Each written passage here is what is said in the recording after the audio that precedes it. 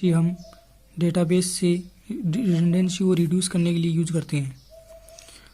और it is your understanding the process of normalisation. Normalisation की process है जो सेकंड नॉर्मल फॉर्म है, उसको पढ़ने से पहले हमें फंक्शनल डिपेंडेंसी को जानना बहुत ही ज़रूरी होता है। इट मीन्स फंक्शनल डिपेंडेंसी का मतलब क्या होता है? फंक्शनल डिपेंडेंसी का मतलब ये होता है कि कोई भी एट्रीब्यूट है, जैसे ये सेट एट्रीब्यूट x है और ये सेट ऑफ एट्रीब्यूट y है। किसी टेबल में दो एट्रीब्यूट हैं, एट्रीब्यूट x और एट्रीब्यूट y। यदि एट्रीब्यूट y है, उसकी प्रत्येक वैल्यू एट्रीब्यूट x के द्वारा कैलकुलेट हो रही है, ठीक है। तो हम कह सकते हैं कि एट्रीब्यूट y है वह फंक्शनल डिपेंडेंट है ऑन एट्रीब्यूट x पे। या हम इसको राइट से लेफ्ट की तरफ पढ़ेंगे तो हम पढ़ेंगे ऐसा कि y is functionally dependent on x, ठीक है। और लेफ्ट टू राइट इसको पढ़ेंगे तो इसको पढ़ेंगे x डिटरमाइंस y, ठीक है। It means if there is only one possible value of y for every value of x then y is functional dependent on x। Means y की प्रत्येक value यदि x की प्रत्येक वैल्यू से determine हो रही है तो हम कह सकते हैं कि y है वह फंक्शनल डिपेंडेंट है ऑन x पे। ओके, इसको पढ़ेंगे हम। मैंने बता दिया कि इसको राइट टू लेफ्ट पढ़ते हैं तो हमेशा पढ़ते हैं कि y is functional dependent on x, ठीक है। और राइट टू लेफ्ट पढ़ते हैं तो इसको लेफ्ट टू राइट पढ़ते हैं तो लिखते हैं x determines y, x determines y। यहाँ पे x क्या है? डिटर्मिनेंट है जो क्या y की वैल्यू को डिटरमाइन कर रहा है। और y क्या है? डिपेंडेंट है जो किस पे डिपेंड कर रहा है? जो डिपेंड कर रहा है किस पे? x की वैल्यू डिपेंड कर रहा है। ओके, तो हम इसको एक टेबल के द्वारा समझते हैं कि टेबल में हमारे पास दो एट्रीब्यूट हैं, एक एट्रीब्यूट x और एक एट्रीब्यूट y, ठीक है। x की प्रत्येक वैल्यू से हम y की प्रत्येक वैल्यू को डिटरमाइन कर रहे हैं कि x की वैल्यू p होने पर हर बार जब भी पूरी टेबल में x की वैल्यू p होगी तो उसकी कोरिस्पॉन्डिंग y की वैल्यू भी हमें 1 वैल्यू मिलेगी, ठीक है। चाहे इसमें x की कितनी भी वैल्यू हो, ठीक है। x की p वैल्यू के लिए x में p यदि 100 जगह आ रहा है तो वहाँ पर p की वैल्यू क्या रहेगी? p की वैल्यू 1 ही रहेगी हमेशा, ठीक है।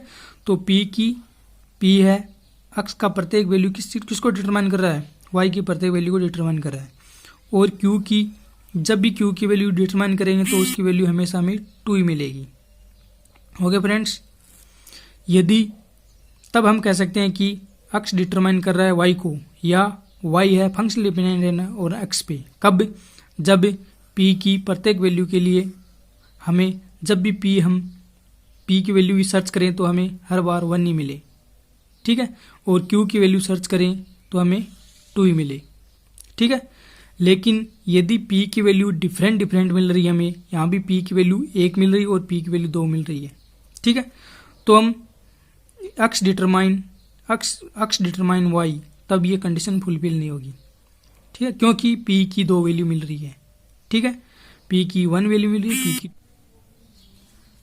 डेफिनेशन देखते हैं इसकी, formal definition. Attribute y is functionally dependent upon attribute x और ए कलेक्शन ऑफ एट्रीब्यूट, ठीक है। If A value of x determines a single value of attribute y at any one time, ठीक है।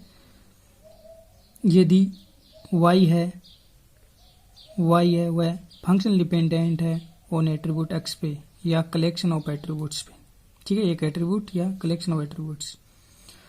तो x की single value है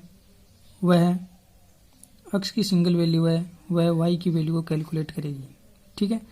x की एक सिंगल वैल्यू के लिए जब भी हम उसकी वैल्यू को कॉल करेंगे तब वही वैल्यू y की सेम वैल्यू आनी चाहिए, ठीक है। जैसे t1 एक सेट है जिसमें वैल्यू x की वैल्यू है, ठीक है।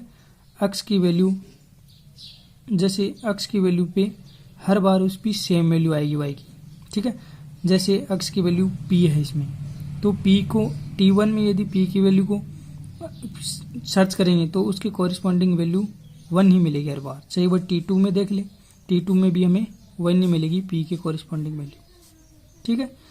और T1 में Q की वैल्यू उसके कॉरिस्पॉन्डिंग 2 ही वैल्यू मिलेगी, ठीक है। और T2 में देख लो, उसकी कॉरिस्पॉन्डिंग वैल्यू 2 ही मिलेगी।